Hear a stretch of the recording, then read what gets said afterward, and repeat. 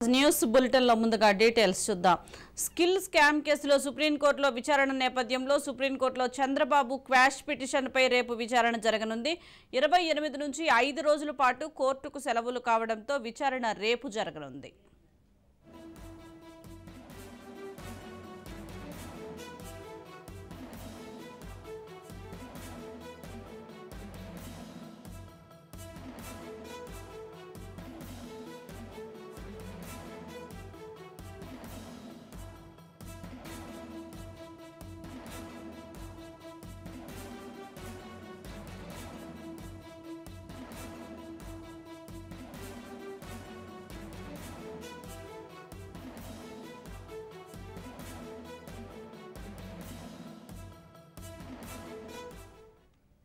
Skill scam కేసులో సుప్రీంకోర్టులో విచారణ నేపథ్యంలో సుప్రీంకోర్టులో చంద్రబాబు క్వాష్ పిటిషన్పై రేపు విచారణ జరగనుంది.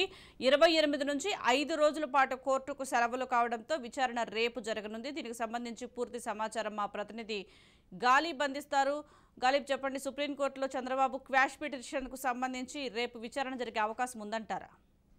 అంటే సుప్రీంకోర్టుకు ఈ నెల 28వ తారీఖు నుంచి మొత్తం 5 రోజుల పాటు సెలవులు రావడంతో రేపే చంద్రబాబుకు సంబంధించిన క్వాష్ పిటిషన్ పై లిస్టింగ్, ఆ తర్వాత వెంటనే విచారణ జరగబోతుంది.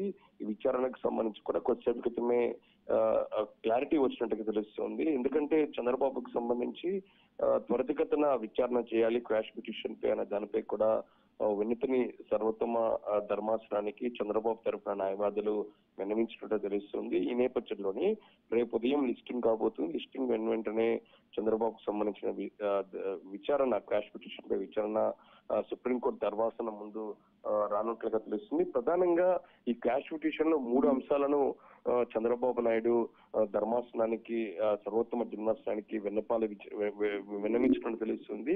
తొలుతగా తన కేసుకు సంబంధించి నమోదైన ఎఫ్ఐఆర్ ని కొట్టివేయాలని కూడా ఆయన విజ్ఞప్తి చేశారు.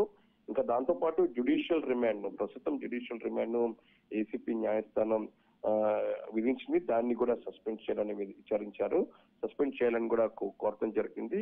ఇంకా మూడవది తనపై విచారణను పూర్తిగా నిలిపివేయాలనేది కూడా మరో విజ్ఞప్తిని ధర్మాసనం ముందు వేసిన క్వాష్ పిటిషన్ లో చంద్రబాబు పేర్కొనడం జరిగింది. అయితే మొత్తం 3 అంశాలు, ఎఫ్ఐఆర్ఏ పూర్తిగా అక్రమంగా ఉంది, పూర్తి స్థాయిలోని లీగల్ గా లేదు అనేది మంత్రులు ముందు నుంచి చంద్రబాబు తరఫున న్యాయవాదులు వాదించిన నేపథ్యంలో ఎఫ్ఐఆర్ ను కొట్టివేయటం, దాంతో పాటు ఎఫ్ఐఆర్ కొట్టివేస్తే అందుకు సంబంధించి జ్యుడిషియల్ రిమాండ్ ను కూడా పూర్తిగా నిలుపుదల చేయాలి. ఇంకా దాంతో పాటు పూర్తిగా విచారణ ఏదైతే ఉందో స్కిల్ స్కామ్ సంబంధించి పూర్తి విచారణను నిలుపుదల చేయాలి అనేది కూడా 3 అంశాలను 3 విన్నతులను మాత్రం క్వాష్ పిటిషన్ లో చంద్రబాబు పేర్కొనడం జరిగింది. ఈ అంశాల మీదే పూర్తిగా రేపు విచారణ జరిగే అవకాశాలు స్పష్టంగా కనబడుతున్నాయి. అయితే విచారణ సంబంధించి కొనసాగిస్తారా లేకపోతే కౌంటర్ దాఖలు చేసేందుకు సిఐడి న్యాయవాదులకు అవకాశం కల్పిస్తారా అనేది మాత్రం చూడాల్సింది. ఒకవేళ సిఐడి న్యాయవాదులకు కౌంటర్ కు అవకాశం కల్పిస్తే వాళ్ళు సమయం కోరే అవకాశాలు కనబడుతున్నాయి. సమయం కోరితే గనక ఎల్లుండి నుంచే కోర్టుకు సెలవులు ఉన్న నేపథ్యంలోనే తర్వాత 5 రోజుల తర్వాత మరలా కోర్టు తిరిగి ప్రారంభం కాబోతుంది. అప్పుడు విచారణకు వచ్చే అవకాశాలు కనపడుతున్నాయి. అయితే ప్రధానంగా క్వాష్ పిటిషన్ సంబంధించి గతంలోనే ఇటీవలే చూసాము, హైకోర్టులోని డిస్మిస్ చేయడం జరిగింది. ప్రధానంగా 17A మీదే ఇరు పక్షాలకు సంబంధించిన వాదనలు జరిగే అవకాశాలు కనబడుతున్నాయి. 17Aనే మరోసారి చంద్రబాబు తరఫున న్యాయవాదులు కోర్టు ముందు తీసుకురాబోతున్నారు.